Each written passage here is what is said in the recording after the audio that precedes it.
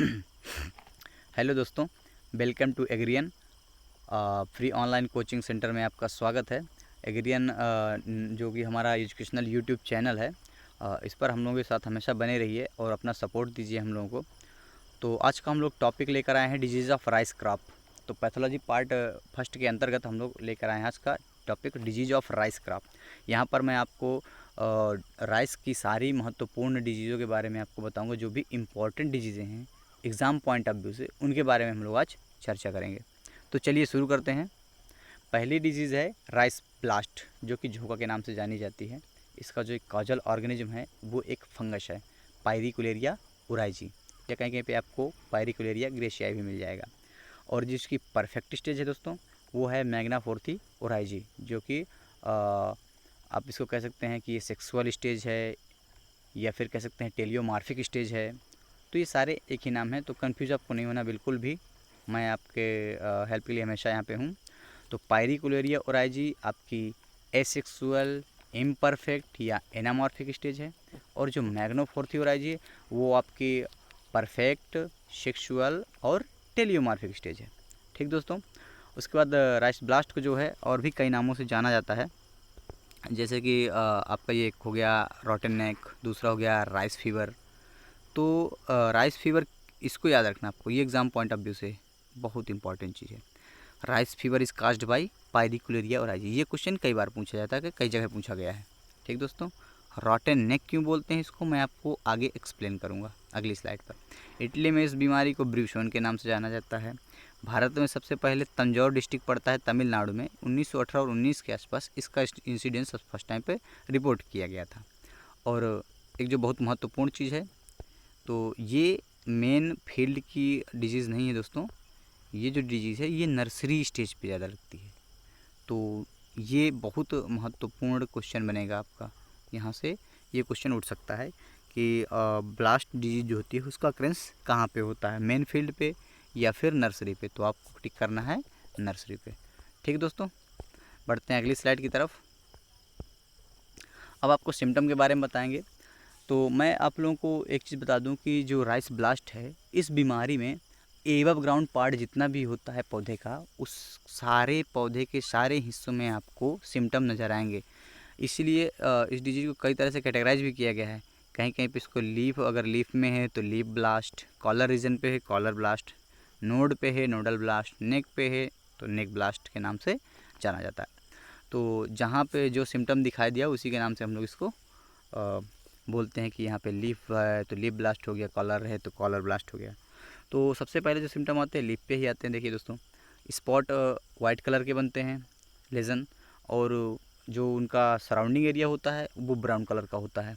देख सकते हैं आप यहाँ पे एकदम एग्जैक्ट क्लियर कट देख सकते हैं यहाँ पे दोस्तों, ये ब्राउन कलर का आपका स्पंडल से जो स्पॉट है, बीच में ऐसी कलर का आपको दिख रहा होगा स्पॉट, और साइड्स के जो सराउंडिंग एरिया है, जो बॉर्डर एरिया है, उस पर ब्राउन कलर का आपको दिख रहा होगा।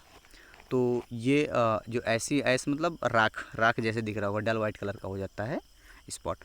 और धीरे धीरे क्या होता है, जब ये एडवांस स्टेज में पहुंचते हैं तो फिर यहाँ पत्तियाँ ड्राई हो जाती है, और ड्राई होने को धीरे धीरे फिर डाई हो जाती है पत्ती हमारी। ठीक दोस्तों। नोडल रीजन की बात करें, नोडल रीजन में होता ये है, नोडल और कॉलर रीजन और नेक रीजन तीनों में सेम चीज़ है। पहले डार्क ग्रीन कलर का रहेगा, फिर उसके बाद ब्राउन कलर आएगा उस स्पॉट का, फिर ब्राउन से धीरे धीरे धीरे कन्वर्ट होकर ब्लैक में हो जाएगा, और वो ब्लैक कलर जब पहुंचेगा तो फिर वहाँ से रॉटिंग हो जाएगी, और पौधे का वो पोर्शन हमेशा टूट के हैंग हो जाता है, मतलब लटकने लगता है। ये देखिए यहाँ पे ब्रेक होके हैंग डाउन हो जाता है। ठीक है दोस्तों। तो अब आगे बढ़ते हैं हम लोग। फेवरेबल इन्वायरमेंट की बात करें अगर, तो एक्सेसिव नाइट्रोजन हमें बिल्कुल नहीं यूज़ करना, क्योंकि प्लांट को क्या बना देता है, सक्यूलेंट, और वो ससेप्टिबल हो जाता है। क्लाउडी वेदर, जिसमें रिलेटिव ह्यूमिडिटी 90% से ज़्यादा हो, टेम्परेचर 15 से 20 डिग्री के आसपास हो, बेस्ट माना जाता है इस फंगस की ग्रो करने के लिए।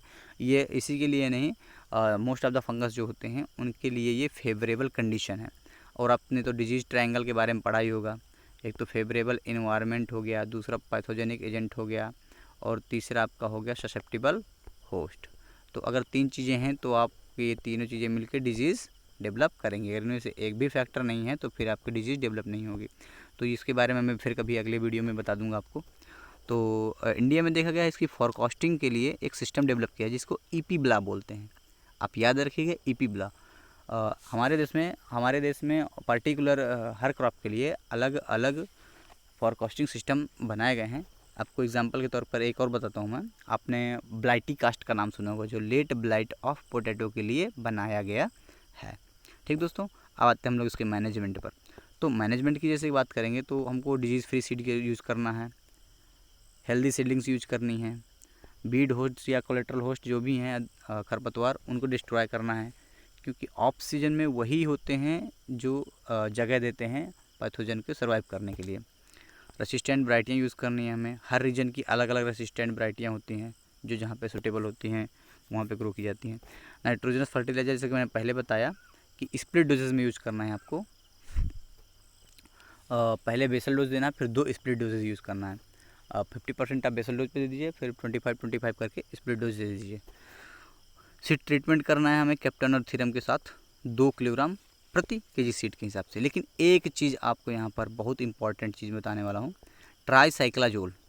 इस फंजीसाइड का नाम आप रट लीजिए, क्योंकि ये फंजीसाइड बहुत ही महत्वपूर्ण फंजीसाइड है और ये जो है स्पेशली राइस ब्लास्ट के लिए ही बनाया गया है। और अक्सर एग्जाम में पूछा जाता है कि rice blast is controlled by, efficiently controlled by, तो उसके लिए ऑप्शन पे आपका ट्राईसाइक्लाजोल अगर है तो उस पर क्लिक करिएगा। और अगर ऐसे क्वेश्चन बनते हैं उल्टे कि tricyclazole is used for control of, तो फिर आप राइस ब्लास्ट लगाएंगे। ठीक दोस्तों, समझ में आ गया। इसका हम लोग फोलियर स्प्रे भी करते हैं। ये यहाँ पे आप देखिए 0.06% का फोलियर स्प्रे भी करते हैं, थायोफेनेट का भी फोलियर स्प्रे करते हैं। लेकिन इससे पहले हम लोग सीड ट्रीटमेंट की बात कर रहे थे, तो सीड ट्रीटमेंट पे ही आते हैं। बायो कंट्रोल एजेंट जो हम सीड ट्रीटमेंट के तौर पर इस्तेमाल करते हैं माइकोसाइड के रूप में, तो एक ट्राइकोडर्मा विरिडी है। ये एक फंगस है जिसको 4 ग्राम प्रति केजी सीड में मिक्स करके इस्तेमाल करते हैं। और सीडोमोनास फ्लोरेसेंस जो कि एक बैक्टीरिया है, ये भी आपका सीड ट्रीटमेंट में यूज होता है 10 ग्राम प्रति केजी सीड के हिसाब से। इसको कैसे मिक्स करते हैं, क्या तरीका है इसका, मैं फिर कभी आपको वीडियो बनाकर बता दूंगा। ठीक दोस्तों, चलते हैं नेक्स्ट स्लाइड पर। अब हमारी अगली डिजीज़ है ब्राउन स्पॉट ऑफ राइस। तो मेरे प्यारे दोस्तों, ब्राउन स्पॉट ऑफ राइस जो है ये बहुतायत देखने को मिल जाएगी और इसका हिस्टोरिकल पॉइंट ऑफ व्यू से, एग्ज़ाम पॉइंट ऑफ व्यू से बहुत ही महत्व है इस डिजीज़ का। देखिए, इसका जो कॉजल ऑर्गेनिज्म है वो एक फंगस है, हेलमिंथोस्पोरियम ओराइजी। इसका जो सिनोनिम्स होगा, ड्रस्टेरिया ओराइजी के नाम से जानता है। सिनोनिम्स जो होगा, परफेक्ट स्टेज जो कि अक्सर एग्जाम में पूछी जाती है, हेलमिंथोस्पोरियम ओराइजी की परफेक्ट स्टेज क्या है, वो है कोकिलोबोलस मियावेनस। इसको आप स्टार करके याद कर लीजिए, बहुत ही महत्वपूर्ण डिजीज़ है। जैसा कि मैंने पहले बताया कि हिस्टोरिकल पॉइंट ऑफ व्यू से इसका बहुत ही महत्व है। अक्सर पूछे जाने वाला सवाल है, बंगाल फेमाइन, जो ग्रेट बंगाल फेमाइन हुई थी, उसके लिए रिस्पॉन्सिबल कौन है, मतलब, या फिर ब्राउन स्पॉट ऑफ राइस के लिए रिस्पॉन्सिबल कौन है। ये है आपका है हेलमिंथोस्पोरियम ओराइजी, या फिर आपका मिया कोकिलोबोलस मियावेनिस आ गया लिख के। तो में से एक उसी पे आपको क्लिक करना है। ठीक है दोस्तों, और मैं आप लोगों को एक चीज़ और बता रहा हूँ कि जो ये राइस की ब्राउन स्पॉट डिजीज़ है, इसकी वजह से जो बंगाल फेमाइन आया था, इसमें पता नहीं कितने लाख लोग मर गए थे। ये 1943 में आया था। ये बहुत पूछा जाता है कब आया था, 1943 में। और इसने काज करी स्टारवेशन, भूखमरी की वजह से महामारी आई और फिर उसकी वजह से लाखों लोग मारे गए। और अंग्रेज़ों का उस समय रूल था, तो ज़्यादा कुछ ट्रांसपोर्टेशन भी इतना अच्छा नहीं था कि आज की तरह इस स्टेट से उस स्टेट पर तुरंत पहुंचा दिया जाए खाने का सामान। तो इसकी वजह से, क्योंकि राइस मेजर क्रॉप थी उस टाइम पे बंगाल की, और कोई दूसरा क्रॉप था नहीं वहाँ पे, तो ये बड़े लार्ज एरिया पे पैंडमिक आया था। तो ये बहुत ही महत्वपूर्ण डिजीज़ है दोस्तों। अब इसको इंडिया में सबसे पहले सुंदरम ने मद्रास से 1919 में रिपोर्टिंग करी थी इसकी। ठीक दोस्तों, 1919 में सुंदरम ने मद्रास से करी थी रिपोर्टिंग। इसके सिम्टम पे आते हैं। सिम्टम्स इसके कैसे थे, देखिए, डिजीज़ जब अटैक करता है इस पर ना, तो ये नर्सरी स्टेज से लेके मिल्किंग स्टेज तक, जब तक दुग्धावस्था होती है वहाँ तक अटैक करता है। ये ग्रीन कलर के थोड़े थोड़े आपको टीनी मतलब छोटे छोटे डॉट्स दिखाई दे रहे होंगे गोल शेप के, तो यही स्टार्टिंग पे इसके सिम्टम है, ये बनते हैं। और इनके चारों तरफ थोड़ा थोड़ा ब्राउन कलर का बॉर्डर आपको देखने को मिल जाएगा। और ये सिम्टम आपके लीफ पर, सीथ पर, ग्लूम्स पर, सब जगह देखने को आपको मिल जाएंगे। धीरे धीरे ये स्पॉट बड़े होते हैं, आपस में कोलैप्स कर जाते हैं और फिर पत्ती ब्राउनिश स्कॉर्च कलर का अपीयरेंस दिखाती है और डाई होके डेड हो जाती है। ठीक है दोस्तों। उसके बाद हम फेवरेबल इन्वायरमेंट की बात करेंगे जो एपिडेमियोलॉजी के अंतर्गत आता है।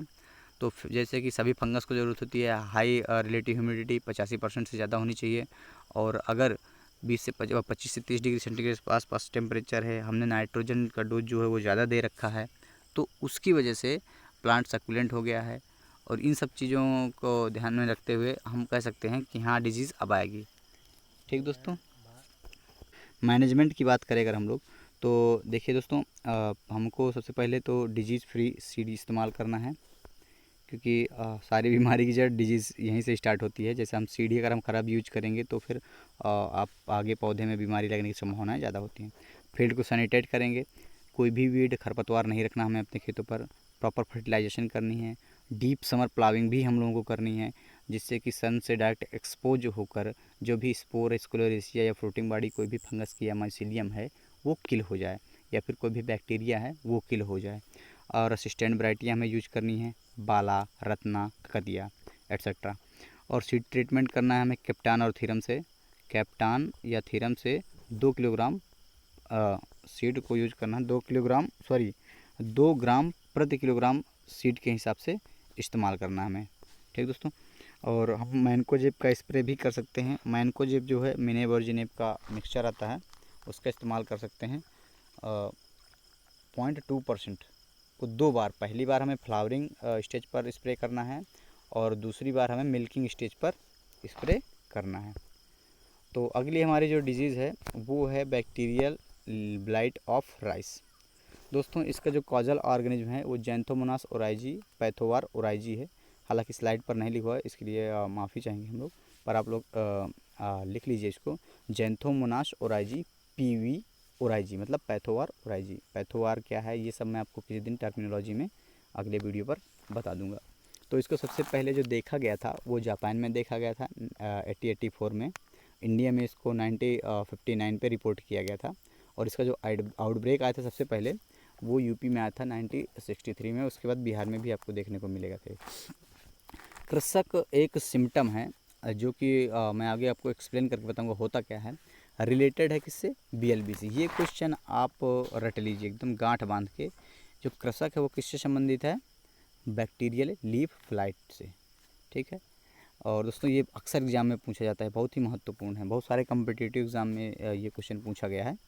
अब डिजीज साइकिल की बात करें तो जो प्राइमरी इन्फेक्शन होता है ना, तो वो प्राइमरी इन्फेक्शन मेन सोर्स उसका जो होता है वो सीड होता है, क्योंकि जो पिछले क्रॉप का हमारा सीड होगा उस पर bacteria Xanthomonas oryzae variety PV oryzae पैथोवार oryzae जिसे कहते हैं हम लोग, तो वो सीड के हस्क और एंडोस्पर्म पर ओवर विंटरिंग करता है, सर्वाइव करता है। और अगले साल जैसे उसको स्विंग करी जाएगी तो हेल्दी पौधे के बूंड या हाइडाथोड के थ्रू एंट्री कर जाएगा। लेकिन हाँ, स्टोमेटा के थ्रू एंट्री नहीं करता ये ईमानदार है और ये स्पेसिफिक जगह से ही अंदर जाएगा। या तो फिर बूंद मिल जाए या फिर उसको कहीं से हाइड्रोथोड मिल जाए, उसके थ्रू पौधे पर एंट्री कर जाएगा। और सेकेंडरी इन्फेक्शन के लिए जब ये प्राइमरी इन्फेक्शन काज करेगा, इन्फेक्शन के पश्चात जो सिम्टम्स आएंगे उसके बाद फिर ऊजिंग होगी पौधे पर। तो ऊजिंग से जो ऊज निकलता है तो वो सेकेंडरी स्प्रेड का काम करता है। तो दोस्तों ऊज जो निकलता है वो विंड के थ्रू या वाटर फ्लडिंग के थ्रू कहीं ना कहीं से किसी माध्यम से दूसरे पौधे पर पहुंचेगा और उसको भी इन्फेक्ट करता है। तो सेकेंडरी इन्फेक्शन का जो कारण है वो ऊज हो गया, और जो प्राइमरी इन्फेक्शन का कारण है वो है over wintering bacteria in the seed husk. ठीक दोस्तों, अगले स्लाइड पर चलते हैं। सिम्टम की बात करेंगे तो सिम्टम जो होता है मेन सिम्टम इसका कृषक होता है। कृषक क्या है देखिए, विल्ट सिंड्रोम नोन एज कृषक। अब सिंड्रोम क्या है इसको ध्यान से आप देखिए। Syndrome sum of sign and symptom is called syndrome. तो ये sum of sign and symptom is called syndrome. और बिल्ट जो होगा वो उसका सिंड्रोम बिल्ट का जो होगा उसी को हम लोग कृषक के नाम से जानते हैं। ठीक दोस्तों। अब डिजीज़ जो है वो हेडिंग स्टेज पर नोटिस की जा सकती है। इसमें वाटर सॉफ्ट ट्रांसल्यूसेंट लेजन बनते हैं और ये आपको स्ट्रिप की तरह दिखाई देंगे दोस्तों, और ये मार्जिन पर ज़्यादा बनते हैं। और देखिए थोड़ा हल्का येलो कलर का जो होगा स्ट्रॉ होगा और उस पर वेवी मार्जिन आपको दिखेगी, और ये धीरे धीरे इनलार्ज होते रहते हैं। और इसमें एक चीज़ और कि आप मॉर्निंग टाइम पे जाएं तो देखिए पौधे को, अगर इन्फेक्टेड पौधा है तो थोड़ा ड्यू दिखेगी जो कि वो ड्यू नहीं होती, वो बैक्टीरियल ऊज होता है, जो कि सेकेंडरी इन्फेक्शन का कारण होता है। दोस्तों इसके फेवरेबल इन्वायरमेंट की बात करें तो अगर हैवी रेन है, फ्लडिंग हो रही है, डीप इरीगेशन करी गई है, तो फिर क्या होता है ना, सवेरे अगर मतलब थोड़ा सा ज़्यादा तेज़ विंड चल रही है, सीवियर विंड चल रही है, तो उसकी वजह से सवेरे सवेरे जो ऊज निकलता है ना, तो वो दूसरे पौधों पर पहुंचता है और सेकेंडरी इन्फेक्शन फैलाता है। तो यही इसके लिए फेवरेबल कंडीशन है। मैनेजमेंट की बात करते हैं तो रेसिस्टेंट वैरायटियाँ इसके लिए कुछ डेवलप की गई हमारे साइंटिस्टों द्वारा। TKM6 हो गया और IR54 हो गया, ये काफ़ी अच्छी वैरायटियाँ हैं। और हम क्या करेंगे, सारे स्टेबल्स जो होंगे प्रीवियस क्रॉप के, उनको नष्ट कर देंगे, क्योंकि वो एक हार्बर देते हैं बैक्टीरियम को सर्वाइव करने के लिए। ठीक है।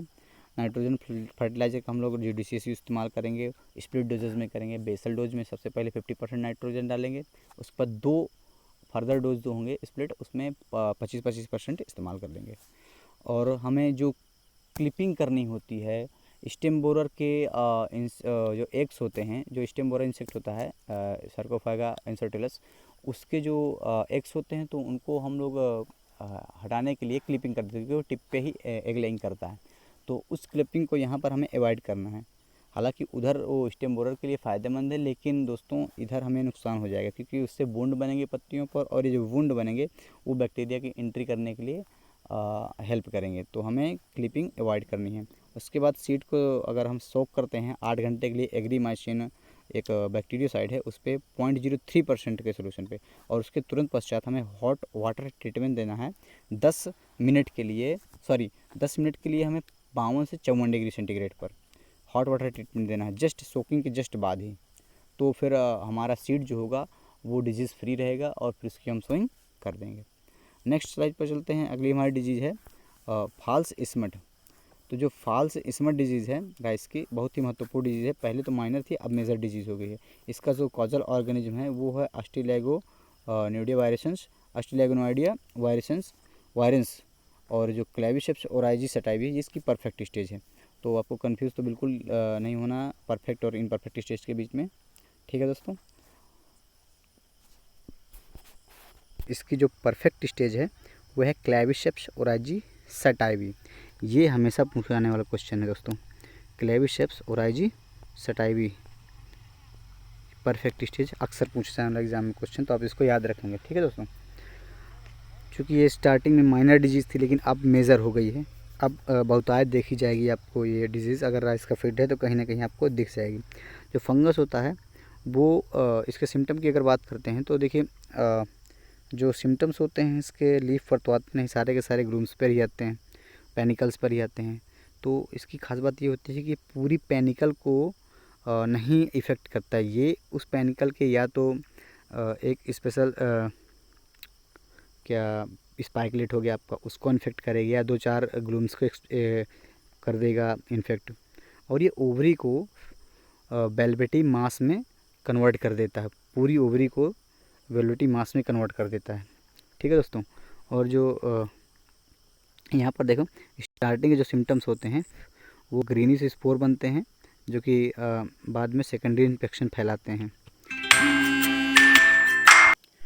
तो दोस्तों इनिशियल स्टेज में जो ग्रीनिश कलर के इसके स्पोर बनते हैं वो सेकेंडरी इन्फेक्शन काज करते हैं, और धीरे धीरे क्या होगा, ये जैसे कि आप देख रहे हैं इस पर ये थोड़ा सा येलो कलर में कन्वर्ट होते हैं, और उसके बाद ये ब्लैक कलर में भी कन्वर्ट हो जाएंगे आपको अगली स्लाइड में मैं दिखाता हूँ। ये देखिए यहाँ पर आपको ब्लैक कलर के मिलेंगे ये स्पोर्स, तो यही सेकेंडरी इन्फेक्शन फैलाते हैं। अब देखिए ये सीड बॉर्न डिजीज़ है, सॉइल बॉर्न डिजीज़ है, एयर बॉर्न डिजीज़ है। कैसे, ये मैं आपको बताता हूँ। प्राइमरी जो इन्फेक्शन होता है वो फैलाता है इसको स्पोर। कैसे, जो पिछले साल की स्क्लेरोसिया आपकी रहेगी, तो दोस्तों जैसे कि मैंने पहले बताया आपको कि प्राइमरी इन्फेक्शन जो होता है वो इसको स्पोर काज करता है। जो पिछले क्रॉप की स्क्लेरोसिया होती है, स्क्लेरोसिया कैसे एक फ्रूटिंग बॉडी होती है इसकी फंगस की, तो वो स्क्लेरोसिया जर्मिनेट करती है और स्कस बनाती है। स्कस से इसको स्पोर बनते हैं, और वो इसको स्पोर बाद में पौधों पर प्राइमरी इन्फेक्शन काज करते हैं। उसके पश्चात होता ये है कि जब पेनिकल के कुछ पोर्शन पे ये इन्फेक्शन होता है तो फिर वो स्पोर बनाता है बाद में क्लेमाइडोस्पोर्स। तो ये क्लेमाइडोस्पोर जो शुरू में ग्रीनिश वेलवेटी कलर के होते हैं, फिर येलो में कन्वर्ट होते हैं और उसके बाद ब्लैक कलर के हो जाते हैं। तो ब्लैक कलर में होने के पश्चात ये अगर विंड आई तो विंड के थ्रू, पानी आया तो पानी के थ्रू, मिट्टी में गिरा तो मिट्टी के थ्रू, ऐसे करके करके सेकेंडरी इन्फेक्शन काज करते हैं। इसलिए इनको हम लोग इस डिजीज़ को soil born, seed born, air born कहते हैं। ठीक दोस्तों, और जो इसका अकरेंस है वो मोस्टली बूटिंग स्टेज पर होता है। बूटिंग स्टेज पर ही इसका मोस्टली अकरेंस होता है। अगर फेवरेबल कंडीशन की बात करें हम तो देखिए इस पर रेनफॉल अच्छी खासी हो और उसके पश्चात क्लाउडी वेदर अगर है फ्लावरिंग के टाइम पे और मैच्योरिटी पीरियड के टाइम पे, तो ये डिजीज़ आपको देखने को अक्सर मिल जाएगी। देखिए ये सॉरी दोस्तों, ये ब्लैक कलर का क्लाइमाइडोस्पोर है, ये आपका येलो कलर का है। ये इससे फिर धीरे ऐसे कन्वर्ट हो जाएगा इस पर। ठीक है दोस्तों, थोड़ा सा पिक्चर पे ध्यान दीजिएगा, जैसे मैं समझाने की आपको कोशिश कर पा रहा हूँ। फिर मैनेजमेंट की बात करते हैं तो ये कॉपर फंजीसाइड से ही मैनेज होगा। इसमें कॉपर ऑक्सीक्लोराइड, जिसको हम लोग ब्लाइटॉक्स 50 के नाम से भी जानते हैं, ब्लाइटॉक्स 50 के नाम से भी जानते हैं। और ये आपको 0.3% स्प्रे करना है। और या फिर हम स्प्रे करते हैं मैनकोजेब, जो मिनेब और जिनेब का कॉम्बिनेशन है, @0.2% के हिसाब से आपको फील्ड पर स्प्रे करना है इसको डिजीज़ आने से पहले ही। तो मतलब बूटिंग स्टेज पे आता है तो बूटिंग स्टेज के पहले ही आपको लगभग कर देना है। अगर आ भी जाए तब भी स्प्रे कर देना है, जिससे कि फर्दर स्प्रेड ना हो। और ये पैनिकल इमरजेंसी स्टेज सबसे बेस्ट स्टेज है स्प्रेइंग की। ठीक दोस्तों, बूटिंग के पहले की स्टेज। अब आते हैं हम लोग अगले डिजीज़ पर, सीथ ब्लाइट। राइस की जो सीथ ब्लाइट है और उस पर आते हैं। इसका जो कॉजल ऑर्गेनिज्म है राइजोक्टोनिया सोलेनाई है और इसका जो परफेक्ट स्टेज है थैनेटोफोरस कुकुमेरिस है। ये दोस्तों थैनेटोफोरस कुकुमेरिस जो है ये बहुत ही इम्पॉर्टेंट है। इसे अक्सर एग्ज़ाम्स में पूछा जाता है। कई सारे कम्पिटिटिव एग्ज़ाम, चाहे फिर वो यूपी कैडेट हो या फिर आईसीआर के हो या फिर आपके बैंक के एग्ज़ाम्स हों, तो उनमें हमेशा पूछे जाने वाला क्वेश्चन है राइजोक्टोनिया सोलेनाई की जो परफेक्ट स्टेज है वो क्या होती है। तो वो है आपकी थैनेटोफोरस कुकुमेरिस। डिजीज साइकिल की अगर बात करते हैं तो ये एक सॉयल बॉर्न डिजीज़ है। जो फंगस होता है हमारा राइजोक्टोनिया, वो सॉयल पे ही सर्वाइव करता है। प्राइमरी इन्फेक्शन जो होता है वो हमारा स्क्लेरोसिया काज करता है। जो फंगस का फ्रूटिंग बॉडी है स्क्लेरोसिया, वो आपका प्राइमरी इन्फेक्शन काज करता है। क्योंकि स्क्लेरोसिया एक ऐसा स्ट्रक्चर है, बड़ा हार्ड सा स्ट्रक्चर होता है, तो ये बहुत दिनों तक सर्वाइव कर जाता है सॉयल पे। 20-20 महीने पड़ा रहता है, कुछ नहीं होता इसका।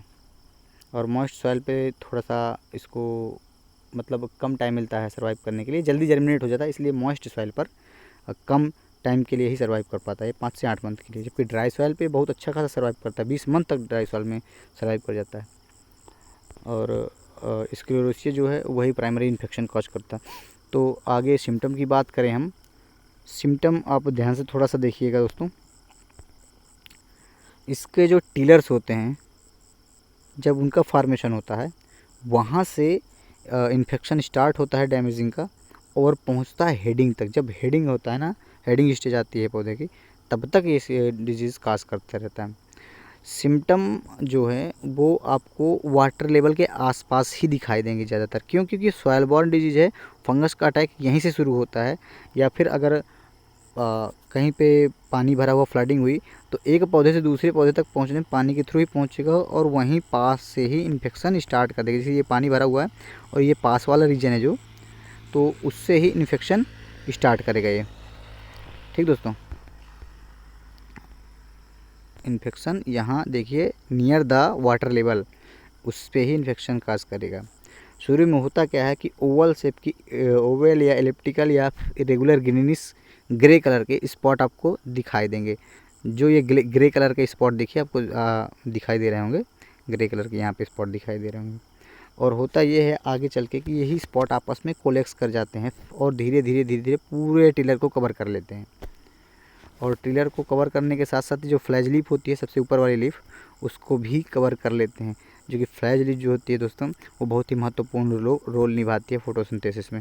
लगभग 12% फोटोसिंथेसिस करती है वो फ्लैज लीफ, तो उसको भी ये कवर कर लेता है, जिससे उसके क्लोरोफिल सारे के सारे ख़त्म हो जाते हैं।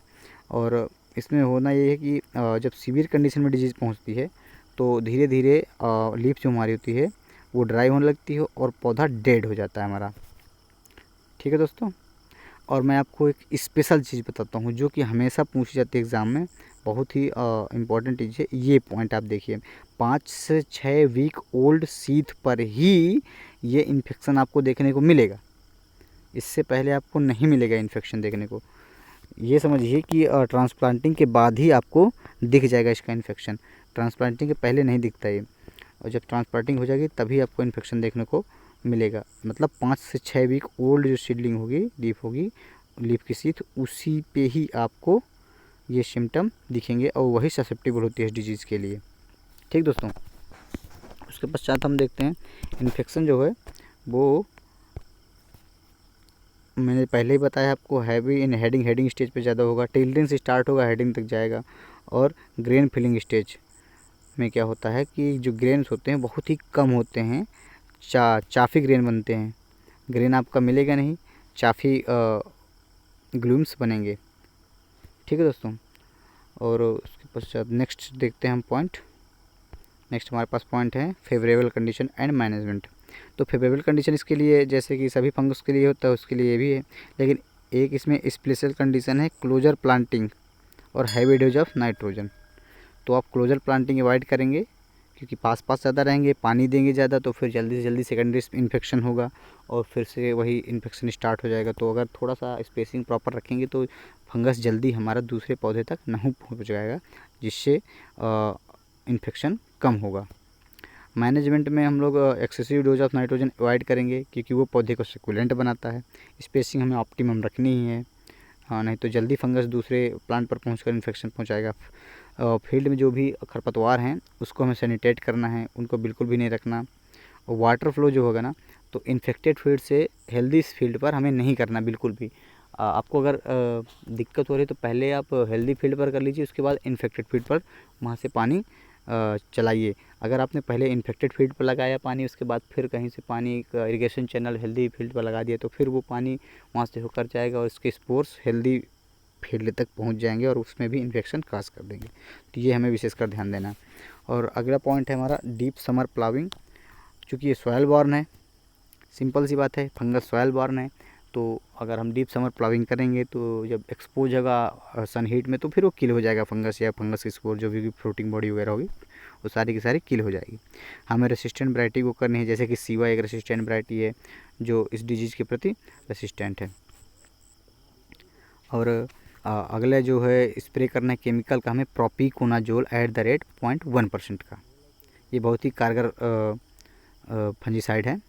और एक हेक्साकोनाजोल भी आता है, तो इसका भी 0.2% के हिसाब से स्प्रे करना है, लेकिन आपका प्रोपिकोनाजोल बेस्ट है इसके लिए।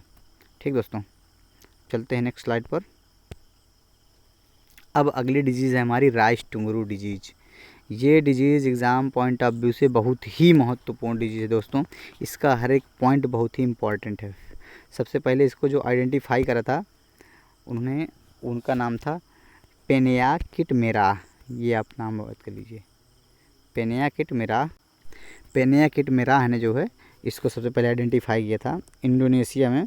इसको मेंटेक डिजीज़ के नाम से आते हैं, तो ये आपका मेंटेक डिजीज़ याद रखिए। ठीक है दोस्तों, ये पूछा जाता है एग्ज़ाम में। उसके बाद आप आते हैं डिजीज़ साइकिल पर। Collateral host are source of infection transmitted by green leaf hopper. तो ये जो ग्रीन लीफ हॉपर है हमारा, इसका नाम है नेफोटिक्स वायरसेंस। दोस्तों मैं बता दूं, ये एक देखिए नेफोटिक्स वायरसेंस ये है ग्रीन लीफ हॉपर, जो कि इस वायरस को ट्रांसमिट करता है डिजीज्ड प्लांट से हेल्दी प्लांट तक, और ये भी परसिस्टेंट मैनर में। और एक और हमारा इंसेक्ट है रेसिडिया डोरसेलिस, ये भी इन्वॉल्व रहता है ट्रांसमिशन ऑफ वायरस में। ठीक है दोस्तों, तो अब आगे का पॉइंट हम लोग देखेंगे, सिम्टम्स इसके देखते हैं। सिम्टम्स जो हैं तो दोस्तों ये नर्सरी और फील्ड दोनों में होता है। ठीक है, प्लांट स्टंटेड हो जाता है। ज़्यादातर वायरस डिजीज़ों में प्लांट की हाइट जो है वो कम हो जाती है। Stunting means reduction of height, तो हाइट अगर नीचे जाती है, छोटी हो जाती है, तो वो स्टंट बौना कह सकते हैं हम उसको। ठीक है, और येलो कलर की लीप्स होगी आपकी जैपोनिका स्पीसीज़ में, ऑरेंज कलर की इंडिका में और डिस्कलरेशन और इंटरवेनल क्लोरोसिस भी हो जाता है। जैसे कि आप इसमें देख सकते हैं डिस्कलरेशन है और इंटरवेनल क्लोरोसिस तो खैर साफ नहीं दिखाई दे रहा है, लेकिन डिस्कलरेशन दिखाई दे रहा है साफ साफ आपको। और पत्तियाँ जो होती हैं वो थोड़ा रस्टी कलर की होती हैं। जब इन्फेक्शन थोड़ा सा एडवांस स्टेज में पहुंचता है तो उसमें रस्टी कलर की दिखाई देने लगती हैं पत्तियाँ हमारी। और जो इन्फेक्टेड प्लांट जो होता है उसका रूट सिस्टम बहुत ही पुअर होता है दोस्तों। पेनिकल छोटा हो जाता है, नोड छोटी हो जाती हैं, तो इससे हाइट भी घट जाती है प्लांट की।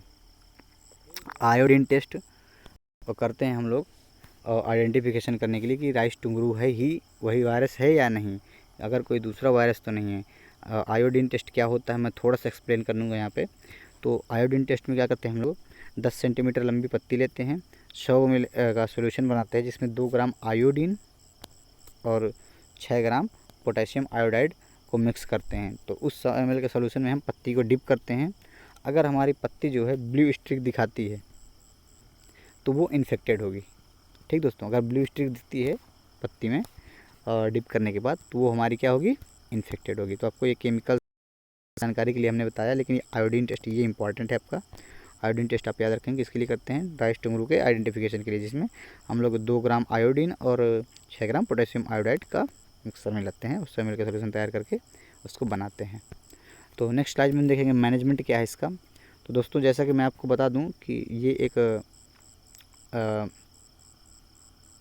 मैनेजमेंट के जो प्रैक्टिसेस हैं ये एक बहुत अच्छे मैनेजमेंट प्रैक्टिसेस हैं, जिसमें से सबसे पहले हम लोग डीप समर प्लाविंग और बर्निंग ऑफ स्टेबल्स रखेंगे। अगर हम स्टेबल्स को जला देते हैं तो वो सोर्स ऑफ इन्फेक्शन ही ख़त्म हो जाएगा, जिससे फर्दर हम लोगों को कोई प्रॉब्लम नहीं होगी। और वीड होस्ट जो होते हैं उनको तो हमें डिस्ट्रॉय करना ही करना है।